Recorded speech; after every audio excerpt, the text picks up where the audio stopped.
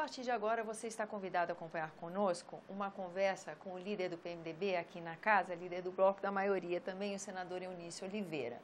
O nosso tema é uma análise dessa primeira quinzena do presidente interino em exercício, o presidente Michel Temer. Isso porque nós estamos gravando exatamente no dia em que foram anunciadas medidas econômicas e no dia seguinte em que a equipe econômica sofreu uma baixa. E sobre as consequências disso tudo é que a gente conversa agora com o senador Eunício Oliveira. Muito grata pela sua presença aqui, senador. Eu que agradeço pelo convite. Já começo perguntando, como é que fica esse ambiente para quem está na liderança do PMDB, que é, não só a base, é o partido do governo. Como é que ficam as relações aqui depois desse episódio que a gente teve no Ministério do Planejamento, por exemplo?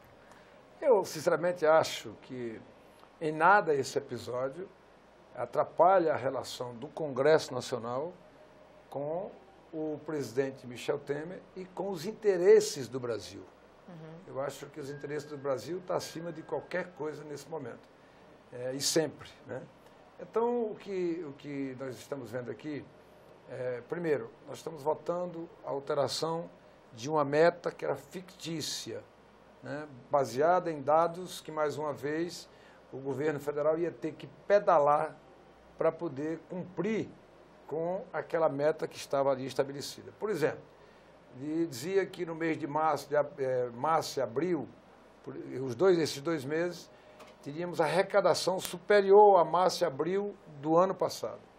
Nós tivemos uma queda vertiginosa em relação a março e abril do ano passado. Então, não se concretizou essa expectativa. Segundo, havia uma expectativa de que se aprovaria aqui a chamada CPMF. Essa expectativa é uma expectativa que não avançou aqui no Congresso Nacional. Nós tínhamos aí, né, na questão da meta, uma perspectiva de crescimento do Brasil, quando todos nós sabemos, né, das dificuldades porque passa a economia, do nível de desemprego, né, das consequências todas dessa política de subsídio que foi feita, do meu ponto de vista, erradamente pela presidente da República. Então, e os governos do PT.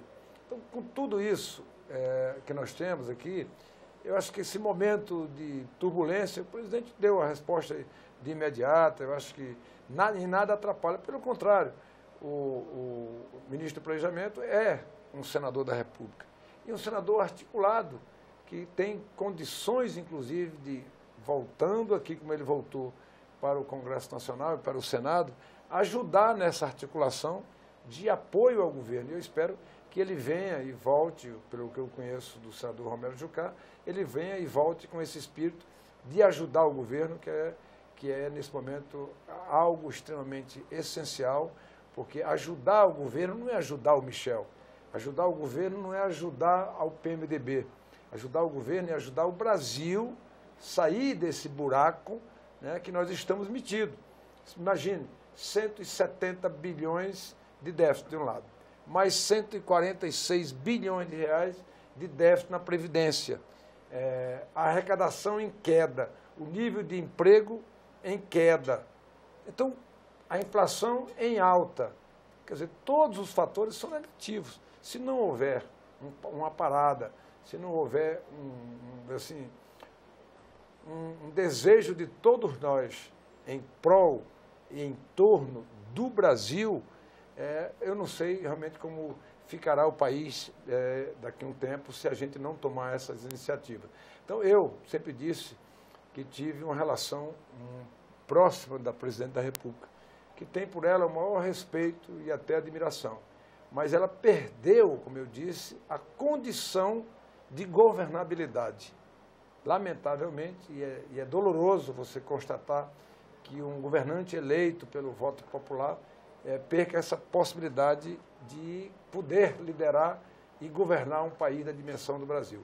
Eu, sinceramente, não tenho nenhum tipo de alegria, nenhum tipo de contentamento pelo único fato do meu partido ter assumido a presidência da República. Eu lamento pelo Brasil, pelas dificuldades que estão passando os brasileiros.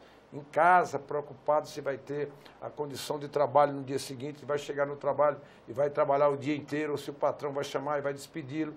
Se ele vai no supermercado e chega no supermercado, o dinheiro que ele ganhou com essa angústia de ser demitido, não compra mais a feira para dentro de casa, não consegue mais pagar a prestação do carro, tem que fazer uma opção, ou paga a luz esse mês e deixa a água para trás, no mês seguinte paga a água e deixa a luz para trás, só que isso vai fazendo, né, um crescimento de conta, de dívida, que encolhe a pessoa, no final não tem mais condição de respirar e nem de pagar as suas contas. Imagine a angústia que está vivendo a classe média e a classe média baixa do Brasil. Então, hoje, medidas que forem encaminhadas ao Congresso Nacional, eu não tenho dúvida que nós vamos trabalhar aqui para que essas medidas sejam aprovadas. Da mesma forma como nós entregamos para o ministro Levi todas as medidas que ele pediu, o Senado, o Congresso Nacional, entregou nas mãos do ministro Levi, que não levou à frente e não deu uma outra contrapartida como a gente cobrava aqui. Cadê o projeto Levi? Quantas vezes eu não cobrei do ministro Levi respeitosamente? Ministro, nós estamos lhe entregando aqui agora a reoneração das empresas. Mas qual é a contrapartida? Qual é o projeto Levi? Então, o projeto Michel Temer parar, né, essa perda vertiginosa de emprego, fazer com que o Brasil crie uma nova expectativa de geração de renda para dar felicidade às pessoas, que é o papel de um governante. Agora, senadora, a gente viu na visita que o presidente Temer fez ao Congresso, ainda há muita animosidade, ainda tem muitos ânimos acirrados. E, ao mesmo tempo, a gente viu no anúncio dessa terça-feira das medidas uma mudança de paradigma, né? Porque só a imagem do presidente da República e as lideranças dos partidos da base é uma integração maior, é uma sinalização, tudo isso tem um significado, né? É esse o caminho que vai permitir um distensionamento aqui dentro? Qual a expectativa do senhor em relação ao convívio com as oposições, as resistências, né? Um regime democrático, ninguém impõe nada a ninguém, né? Num país livre, como é o nosso, graças a Deus, ninguém impõe nada a ninguém. É um processo de conquista, é um processo de relacionamento, é um processo de fazer o que fez o presidente Michel Temer. Humildemente veio ao Congresso Nacional, se reuniu na sala da presidência do Congresso com as lideranças, chegou a se dizer aqui que esse parecia um regime parlamentarista pela forma como ele respeitou o Congresso Nacional, porque essa casa, querendo ou não, essa é a casa da ressonância das ruas e não pode ser diferente. Por que a presidenta Dilma foi afastada? Porque havia nas ruas esse sentimento. O Congresso Nacional, por bem ou por mal, por mais que fale o contrário, sempre vai ter, na sua essência, num regime democrático, como é o nosso, a essência da rua, o sentimento da rua, né? Por mais que você pondere, vale o sentimento das ruas. Então, o presidente Michel Temer tem que aproveitar essa oportunidade, nesse momento, dada por Deus e pelo destino, né? E pelas circunstâncias que foram criadas aqui na casa, para construir um novo momento da vida política nacional. Eu, sinceramente, pelo que eu conheço do presidente Michel Temer, eu tenho o privilégio já de ser parceiro de assinatura de cheques com Michel Temer, ele presidente do PMDB e eu tesoureiro do PMDB, há 14 anos. Então, eu conheço bastante o presidente Michel Temer, posso me considerar, independente dele ser hoje o presidente da República em exercício, ou dele ser presidente do partido, ou dele ser essa expectativa nacional, eu me considero e posso dizer que sou amigo do presidente Michel Temer, sou amigo do Michel Temer, não sou amigo do presidente da República, Michel Temer. Mas o meu compromisso essencial, fundamental, é com o povo brasileiro, é com o nosso país. Então, se fosse outro que estivesse aí na mesma condição de um outro partido político, criando essa expectativa para a sociedade brasileira, teria integralmente o nosso apoio. Então, não é uma questão partidária, não é uma questão do PMDB, não é uma questão de ter tirado, através de um impeachment, um processo de impeachment, um afastamento da presidenta Dilma. Não, eu nunca me vangloriei disso, nunca fiz uso da tribuna para defender esse processo, que o processo acontecesse dessa forma, mas esse processo aconteceu de uma forma quase que natural. quase que natural, porque, como disse, a presidenta perdeu a condição de liderar esse processo. E o presidente Michel Temer, por ontem, pela vinda dele aqui, ao dar continuidade a isso, eu tenho certeza, ele é oriundo dessa casa, não dessa casa do Senado, mas dessa casa do Congresso Nacional, foi 3 vezes presidente da Câmara, foi deputado várias vezes, ele conhece o processo aqui, o funcionamento do Congresso na essência. Então, não tem como o presidente Michel Temer errar em relação ao Congresso Nacional, pelo menos é o que eu imagino e pelo menos é nisso que eu acredito. Agora, falando especificamente das medidas, a gente tem aqui uma proposta de emenda à Constituição que diz respeito a teto para gastos públicos, né? É o tipo da medida que não é assim exatamente um apagar de incêndio, já é uma medida que já dá um horizonte, não é? Isso também é uma mudança de paradigma dessa nova equipe, desse projeto?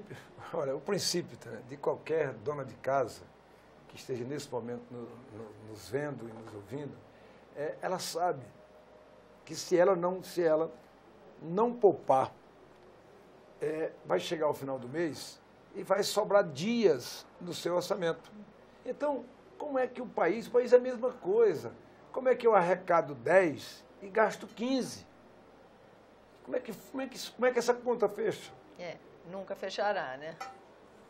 Nunca fechará. Senador, e o Fundo Soberano? A terminar com o Fundo Soberano, o senhor acha que isso causa muita reação por aqui?